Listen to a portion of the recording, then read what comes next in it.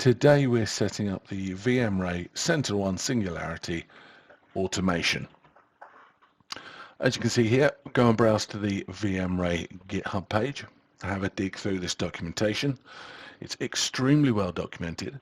Now when you couple this with our knowledge base, of course it's found within the product in the top right hand corner of the interface, you're going to be pretty much set for getting this configured, but we're going to walk you through it today in this video anyway. As with most GitHub repositories, first stage, clone it locally. Once we've got it, we can move into the directory and then install all of the additional requirements using the requirements.txt file. Once we've got everything, all the requirements done, then we need to make a few changes to the config file. Yours, of course, will not have this API key in. It will come blank. So we're going to go and generate an API key and get this up and running. First, we're going to go into VMRay. Now, you traditionally would have set up an API key via the top right-hand settings menu, but now we're going via our new automations dashboard. Show quick start guide, and then get an API key. Nice quick shortcut to it. Give it a suitable name, and of course you're free to make any changes to any of the defaults that you see on this page, but for now we're going to leave everything as default. Just hit save, and then we'll be presented with that key which we need to transfer back into our configuration file. Now don't be overwhelmed by this config file. While there are many settings in here, they don't all have to be changed and they don't all have to be set today. Leave most of them as is. A little bit further down, we've set up here the methods to be used to collect samples. With deep visibility, you can pull down all executables if it's enabled, but here we're just using the threat files.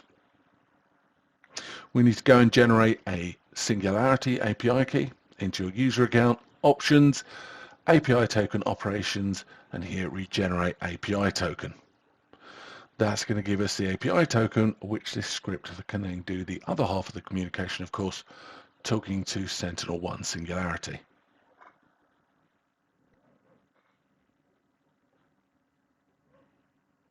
So here we're having a look at the actions, what's going to happen on the endpoint when we see something. If it comes back as malicious, of course, and then what notes are going to be added. So you can see there the VTIs, indicator compromise, the verdict, all the essential stuff from VMRay, all going to be added into the notes in the S1 console. Once we've got that saved, as you can see, docker ps-l, list your containers, and let's just docker start. You can run this separately, but with the tail, and we're just going to set the follow command, we can then monitor and see this log file and ensure that there's no errors, everything's started up correctly. And there you go, we're ready to move on to the next stage. Now let's have a look at what the outcome of all of that work is. We've got a sample there, and we've got our SentinelOne agent. We trigger the sample, and immediately SentinelOne does exactly what it's supposed to. It's caught the malicious file. Let's go and check the SentinelOne console, and we can see here are the incidents.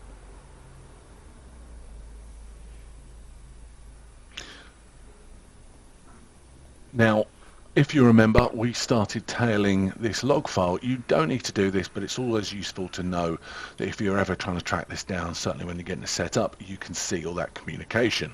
So we know this has been passed to VMRay. We can now jump into VMRay, and we can see that sample. You can see there NA on the right hand side, and the status is still in process. We go in, we've already got a static analysis done. As everyone knows, static analysis, reputation is fastest, static is very, very quick.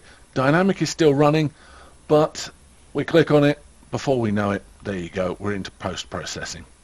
So still incredibly quick, but of course that value from the 3 rounds of analysis being this full list of VMRay threat identifiers. We've already found this is from the Redline family of malware, one of the many families of malware that we support configuration extraction for.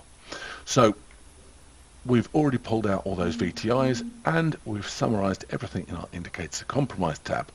All of that valuable information that you're going to go and want to feed throughout your environment, and make sure you block this from moving any further. But now that the analysis is done, as you can see on the right hand side, all of that useful information is straight into the notes in SentinelOne console.